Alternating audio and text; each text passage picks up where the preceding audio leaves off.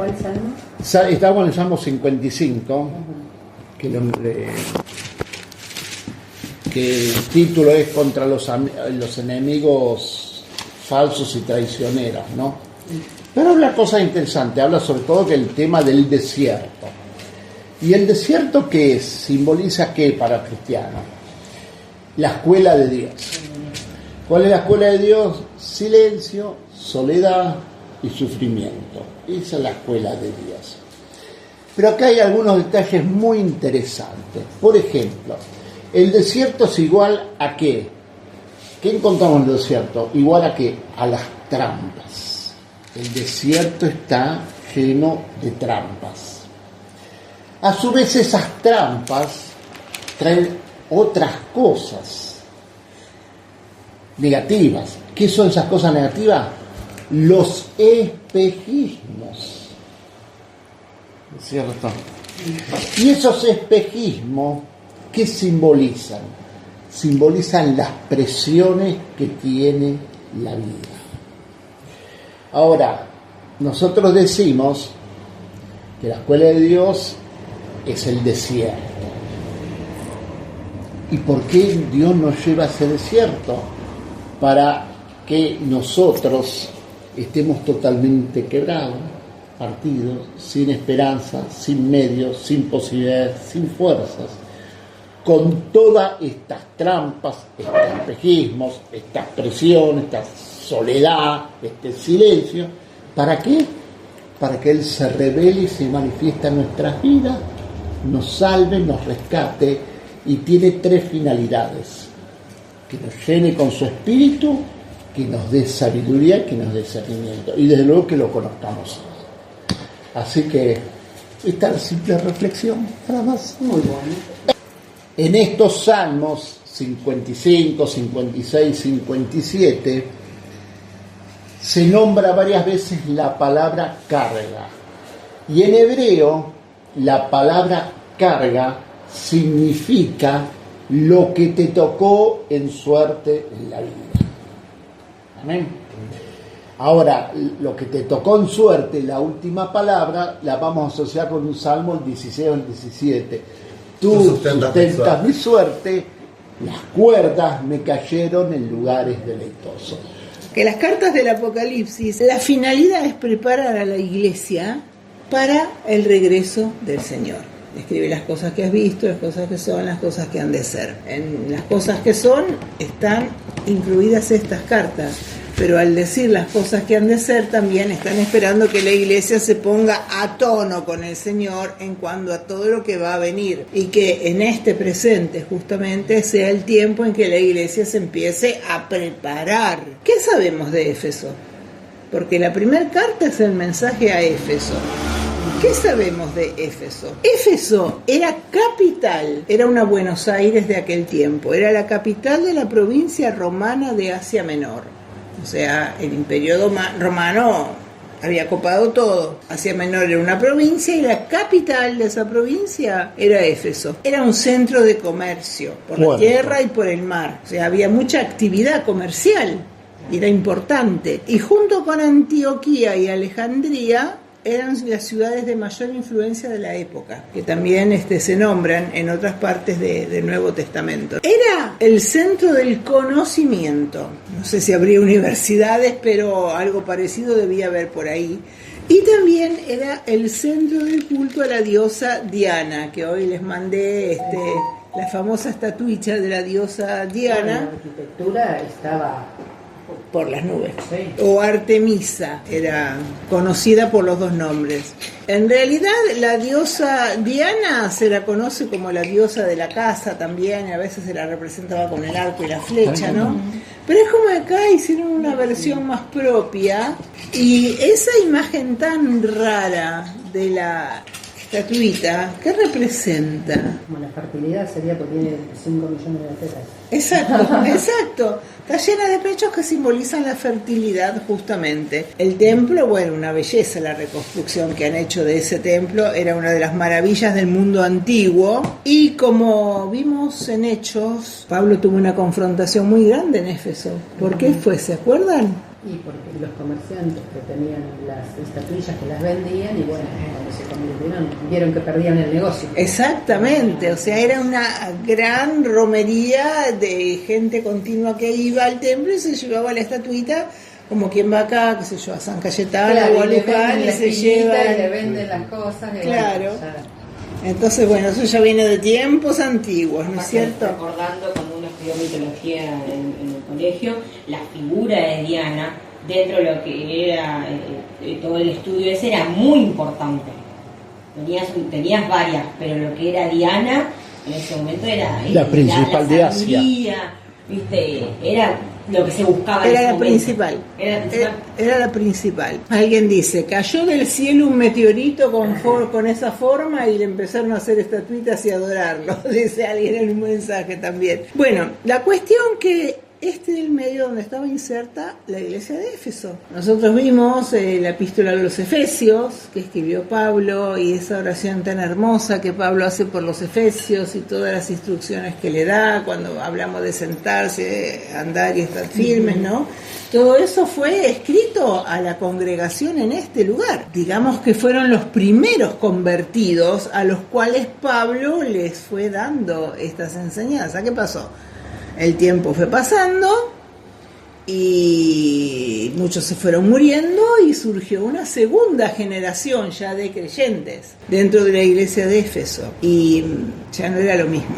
Un poco el acostumbramiento, un poco el ritualismo, como hablábamos antes, el que bueno, las cosas se hacen así y las seguimos haciendo así porque es la manera de hacerlo, y ellos en general se habían negado a tolerar el pecado entre sus miembros, ¿no? Recordemos que el culto de Diana o de Artemisa incluía la prostitución sagrada.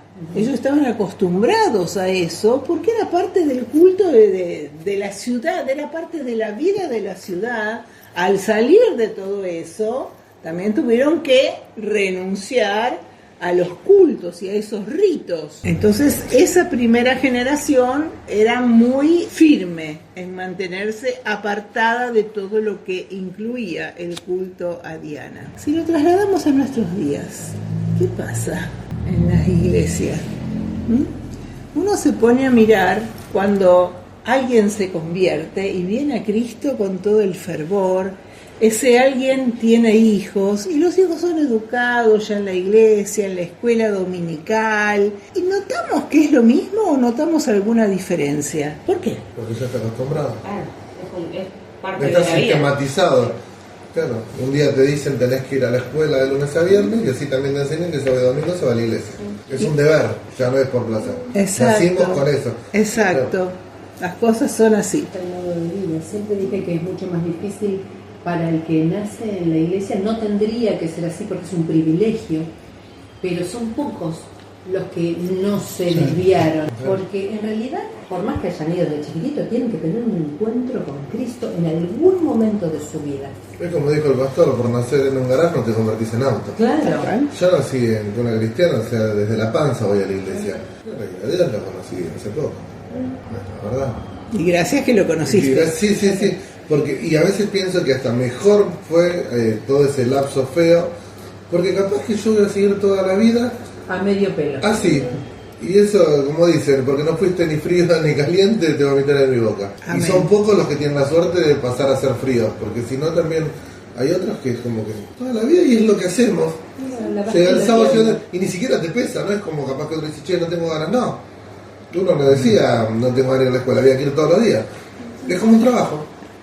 Trabajo, Es el social. costumbrismo. No, inclusive podés hacer las cosas muy bien podés hacer, porque de hecho justamente que hablamos al principio de las 10 vírgenes, las chicas eran puras, eran vírgenes. Sí, no es que Tenían estaban cualquiera. lámparas, sí, tenían lámparas. Pero les faltaba el aceite. Y sus lamparitas tenían su propio aceitito que alguna vez compraron. Claro, sí. Pero ya no había renuevo, ya no había... Entonces, claro, podés hacer toda la vida las cosas a medio pelo. Si toda la camada nuestra de chicos,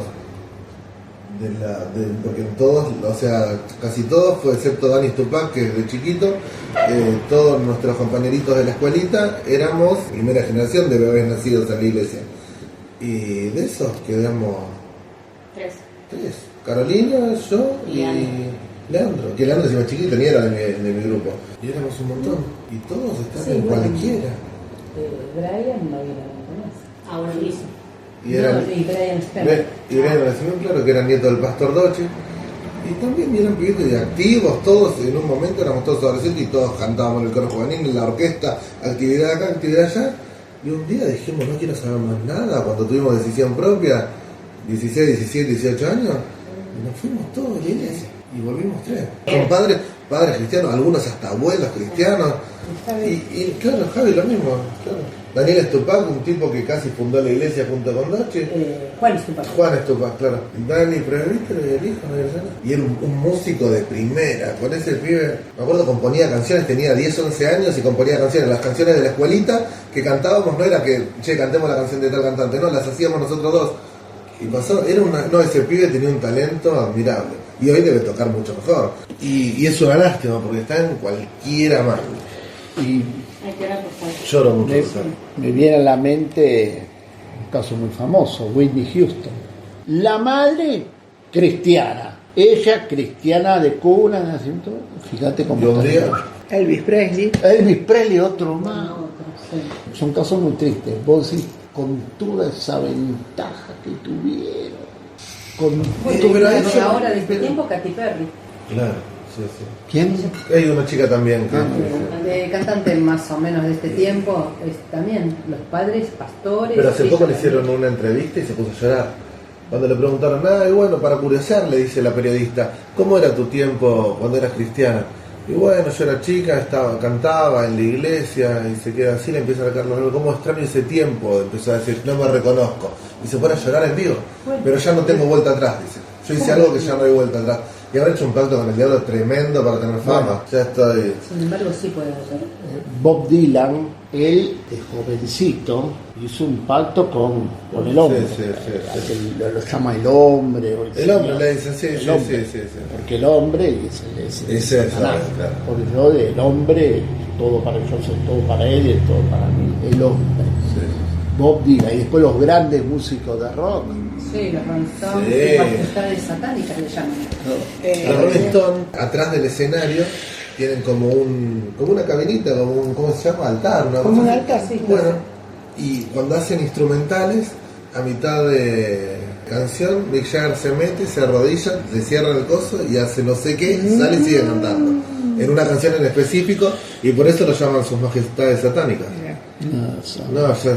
Y eso, pero ¿y cómo si se arrepiente? Ya no puede. ¿Lo vieron? Pablo Olivares se arrepintió. Eso iba a decir justamente. Eso iba a decir. ¿No viste la película? La película. Poema de Salvación, ¿no lo vieron? Sí, Mírala. Sí, la vimos. Yo la vi, está muy Bueno, buena. mirá, ahí búscala que está en YouTube. Tiene que ver mucho la inmerecida gracia de Dios. Y una madre que no dejó de orar, pero ni ahí. Apocalipsis 2:1. Escribe al ángel de la iglesia en Éfeso, el que tiene las 7 estrellas en su diestra, el que anda en medio de los 7 candeleros de oro, dice esto: yo conozco tus obras y tu arduo trabajo y paciencia, y que no puedes soportar a los malos, y has probado a los que se dicen ser apóstoles y no lo son, y los has hallado mentirosos. Bien, por ahora hasta ahí nada más. Habíamos dicho, las 7 estrellas en la diestra de Jesús, ¿qué representaban? Los 7 pastores. Bien. Pastores. Y los 7 candeleros, las iglesias. Las iglesias. ¿Jesús dónde está? En medio de todas las iglesias. Que era el palito del medio de... Sí. Ahora bien, mirando esto, es como que Él nos da la clave para hacer una buena exhortación también, cuando tenemos que exhortar a alguien, ¿no? Porque ¿cómo empieza Jesús acá? Yo conozco tus obras. No, y diciéndole lo bueno, no arranca a castigar. Exactamente, porque a cada una de las iglesias Jesús se presenta de una manera y Jesús le da una reprensión al final, pero primero la elogia por algo. Sí. Leyendo esto digo, qué bueno cuando tenés que hablar con alguien y llamarle la atención sobre algo, qué bueno enumerarle primero y hacerle patente las cosas que está haciendo bien. ¿Qué es lo que hace Jesús acá? Yo conozco tus obras, les dice. Claro, ¿cómo no las va a conocer si él sabe todas las cosas? Le dice que reconoce el arduo trabajo. No solo el trabajo es arduo. ¿Qué quiere decir?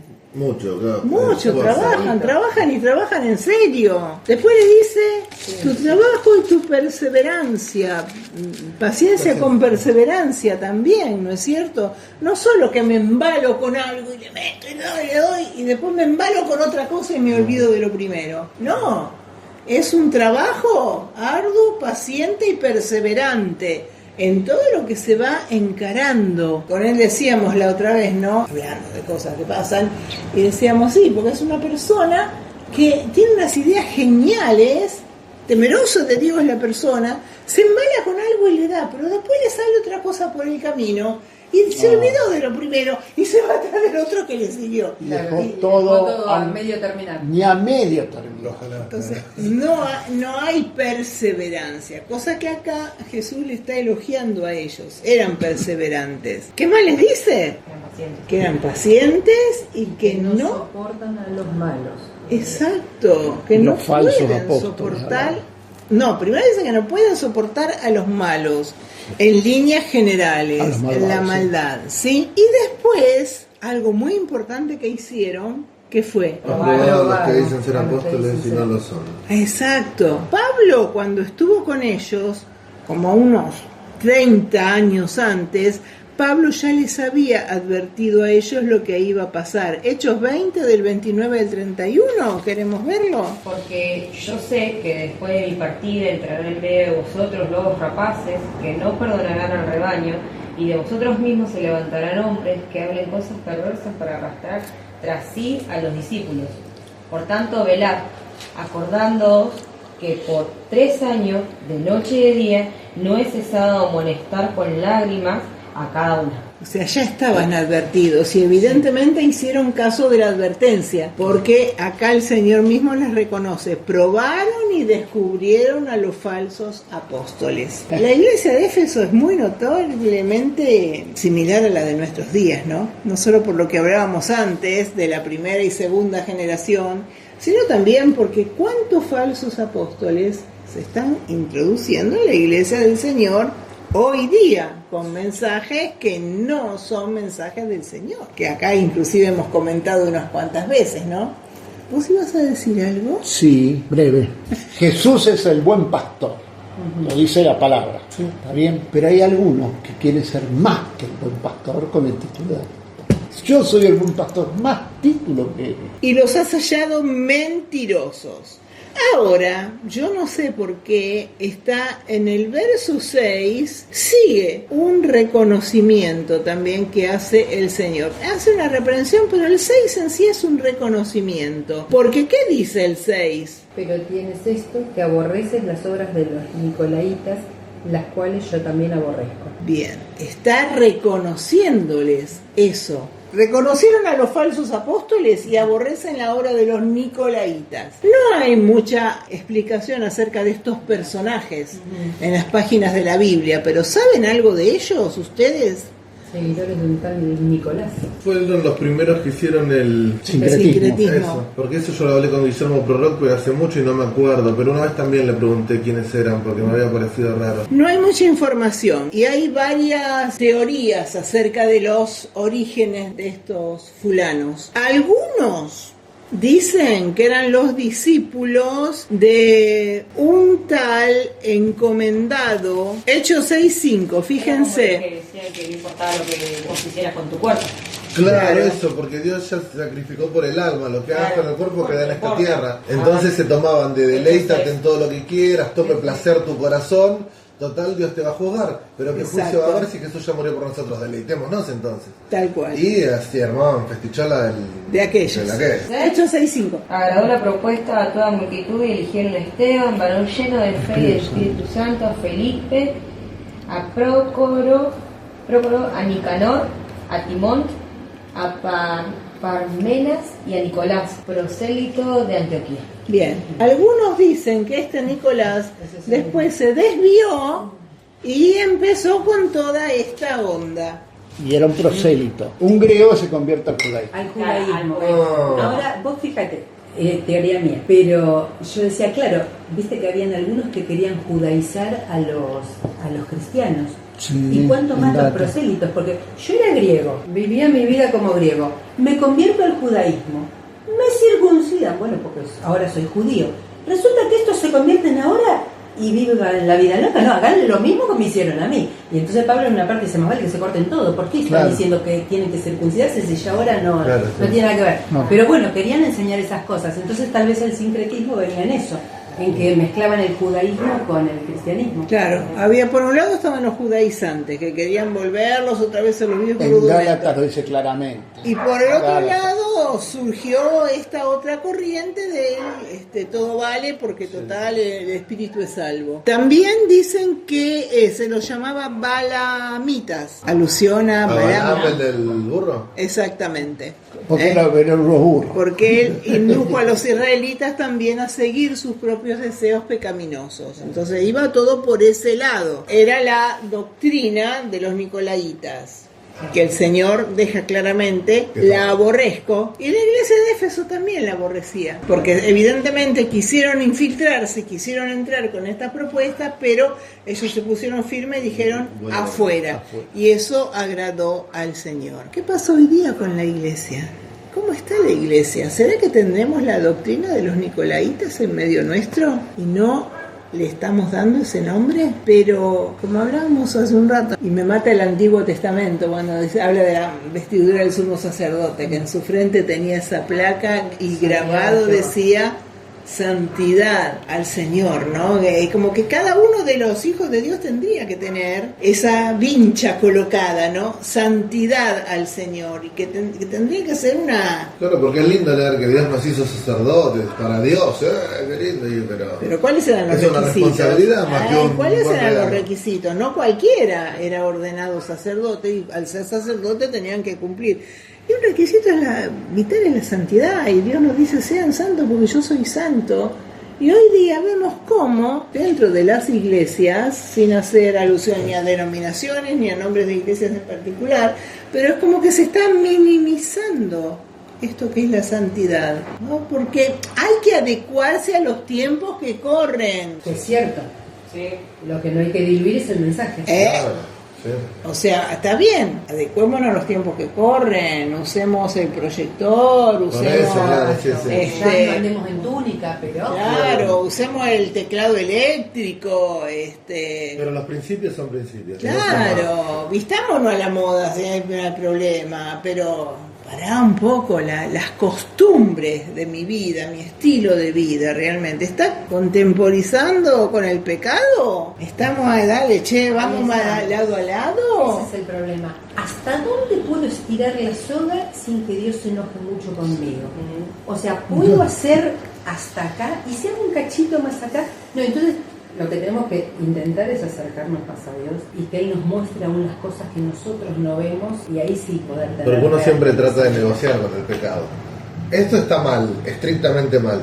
Pero ¿y acá? Entonces, Claro, no tan mal, uno quiere hacerle trampa, digamos. Claro. Hasta acá me salvo. Y si cuando venís, me vos le llevas. querés hacer trampa a Dios, ¿quién reina en tu vida? El diablo. ¿O el yo? O la carne, claro. La carne, porque está buscando satisfacerse a sí mismo y lo que menos le importa es agradar a Dios. Yo no quiero desagradarlo a ver si me castiga. Una vez un pastor O sea, decía, el ego es el diablo expresado en nosotros, porque fue el primer que dijo yo por encima de Dios. También, está Es bueno, el- está muy bueno. No lo había escuchado nunca, pero me gustó. Excelente. Eso sí. Un ejemplo que nosotros vimos hace poco sobre una iglesia. No sé si ustedes conocen lo que es la Breche. La Breche es una fiesta electrónica, Ah, no. bueno, que está por todo el mundo. Y hace un par de años una de las paradas es Argentina. Acá en Buenos Aires Ajá. alquilan todo lo que es los bosques de Palermo, creo, ¿no? Sí, ahí se bueno, ahí se ¿Es el hace. estilo de la palusa? Sí, pero de otra Pero en estilo. lugar de llevar bandas, son todos DJs. Muy Como en ese Toda la noche momento se está la Greenfield, que bueno, ahora corre es droga eso, a morir. nosotros conocemos en la iglesia que en vez de hacer eso hizo la Bless. La Bless La bendecida. La bendecida. Bless significa bendiciones. Sí, exactamente. Entonces en lugar de Bresh, la Bless. La Bless. Exactamente, con todo el packaging, todo digamos, todo era igual, pero se llamaba la Bless y pasaba música Claro, electrónica. no, porque antes que los chicos se vayan al mundo, hay que traemos el mundo a la iglesia. Claro, Para que no se vayan de nuestras puertas. Está bien, uno puede predicarles, pero en realidad uno no estás haciendo que ellos elijan a Dios, estás disfrazando para engañarlos. Bueno, había una iglesia a la que nosotros íbamos que había hecho, ¿cómo era? Halloween, lo convirtieron en Halloween. Los santos gana, Halloween. Y festejaban Halloween en lugar de Halloween, con decoraciones un poco raras y bueno. O una cosa como hace la escuelita que hace la fiesta de la luz, pero que te dice, es la fiesta de la luz, listo. Claro. No te la disfrazas. Claro, no te la disfraza. Charles Spurgeon una vez dijo, va a llegar un momento en que no van a haber pastores pastoreando ovejas, sino payasos pastoreando cabras. Y bueno, no sé. Visionario el hombre. No se guardaba nada, eso. 1800. No se guardaba nada. Sí, de 1800. 1800 hasta ahora. Yo creo que el resultado de los últimos 20 años que pero se quemó muchísimo hablar de la gracia, potenciar, está bien que la gracia es algo bueno, se abusó, pero de una manera que todas las prédicas se encaraban para ese lado. Terminó siendo una desgracia. Y terminó siendo una desgracia la gracia, claro, sí. Claro, tal cual. Bueno, si vamos a participar de algo que sabemos que a Dios no agrada, ¿justificamos nuestra conducta de alguna manera? Podemos decir que no es tan malo como parece o que no dañará nuestra fe. Pero Cristo emplea palabras muy duras hacia quienes buscan excusas para pecar. No hay vuelta. Le sigue diciendo, has sufrido por el nombre del Señor, no te diste por vencido. Le reconoce eso. Todo lo que reconoció está ahí. Pero luego viene la reprimenda del Señor a la iglesia. Y ya Hebreos nos advierte, ¿no? Que no despreciemos la disciplina del Señor. ¿Lo tenemos presente ese pasaje? Sí. Bien, entonces lo dejamos ahí, no lo leemos. Hebreos 6 del 4 al 11. ¿Cuál es la primer reprimenda del Señor? Que ha dejado el primer amor. ¿Qué es dejar el primer amor? Y esas ganas de las que hablabas cuando alguien se convierte recién. El entusiasmo, el fuego ese. Exacto. Leo. Conocen la verdad pero no actúan para complacer a Dios. Su conducta es fruto del conocimiento. Han olvidado la pasión con la que se encaran los asuntos del reino. La comunión viva con el Señor, no lo rutinario. Los buenos esfuerzos deben surgir de nuestro amor a Jesús, no del cumplimiento frío de la letra. La primera generación de los efesios estaba en el primer amor. Ya esta segunda generación a la que él le viene escribiendo... Sabía de taquito lo que tenía que hacer. Exacto, y lo hacía. Como vos hablás de todos los que estaban en la escuelita de tu generación y después, ¿qué pasó? Y bueno, evidentemente no habían experimentado ese primer amor hacia el Señor. Era toda una costumbre. Hay un libro que escribió también David Wilkinson, de que yo te hablaba hace un rato, y él plantea justamente eso, cómo es como observando, ¿no? A través de los años y todo, la segunda generación es la generación que más afloja, porque ya viene de costumbre y ya no tiene esa vivencia fresca con el Señor. Y si no la procura personalmente, cada uno siguen en ese camino de rutina, pero no en este fervor hacia inclusive el pasaba Señor. en los reyes o los jueces, que pasaba que dice, tal hizo lo bueno ante los ojos del Señor. Vino el hijo, todo lo contrario. Tenía que pasar un tiempo hasta que uno se acordaba, che, mi bisabuelo adoraba a Dios. Empezaba bien, tenía un hijo, van atrás. Es históricamente lo que hacemos.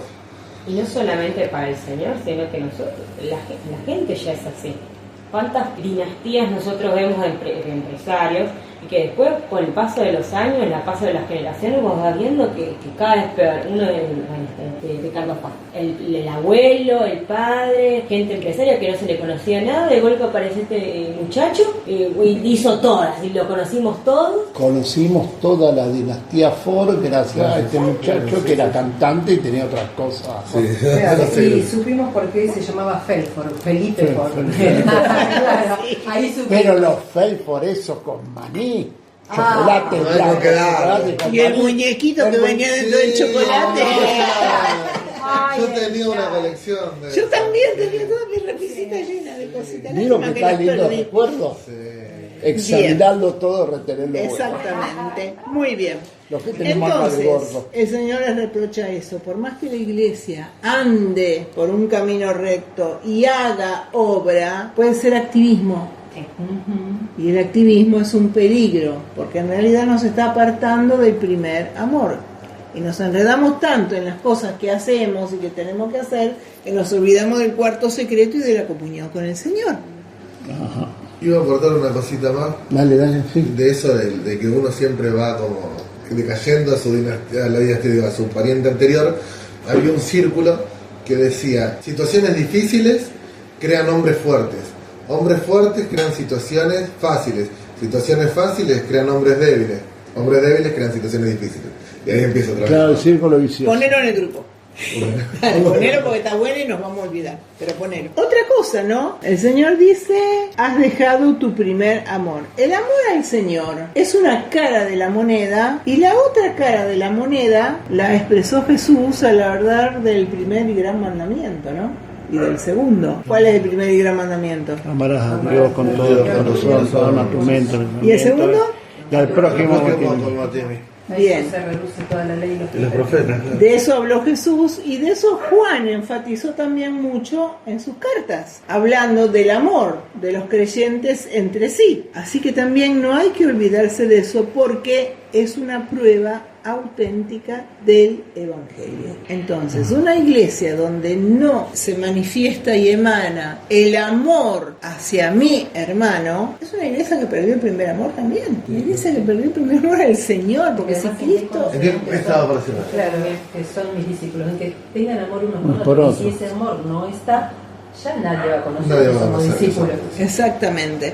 Y acá viene el peligro de querer guardar la doctrina pura, la verdad pura, pero sin amor. Claro, porque el legalismo es eso, santidad sin amor. Y muchas veces la gente es muy lastimada dentro de las congregaciones porque se las confronta con la verdad de la palabra, pero no hay amor. Entonces, Cristo no está Jesús nos dio presente el en eso. ejemplo de gracia y verdad.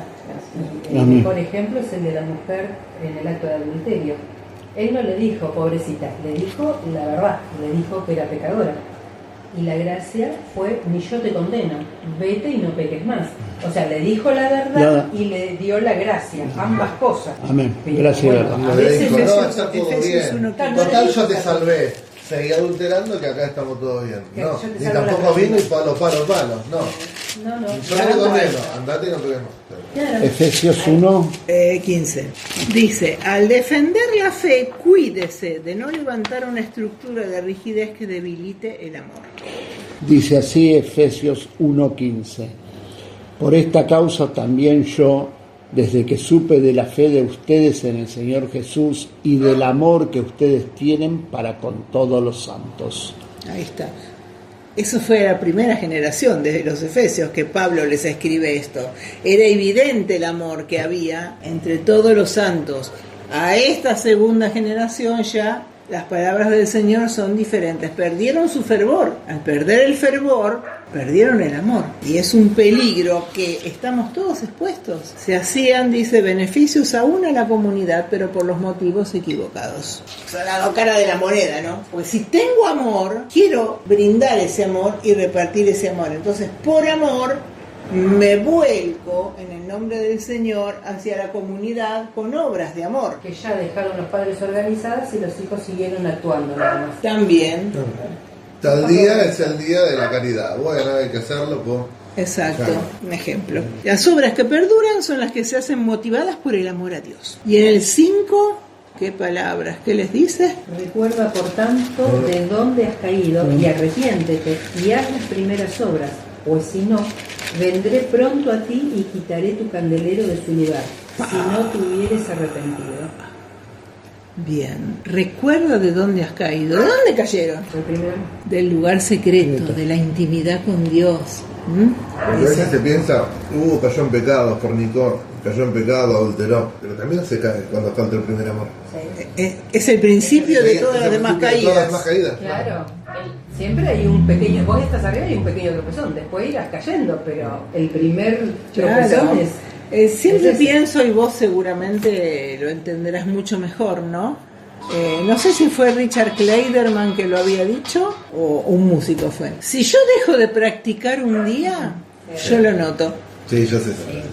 Ay, me encanta esa Me encanta. Si dejo de practicar 2 días, lo nota mi esposa. Si dejo de practicar 3 días, lo nota el público. ¿Cuánto más? Eso le digo yo a todos mis amigos músicos, porque a veces me dicen, pero ¿cómo podés vos que te metés? A veces me agarro la loca y estoy 5 horas tocando y practicando.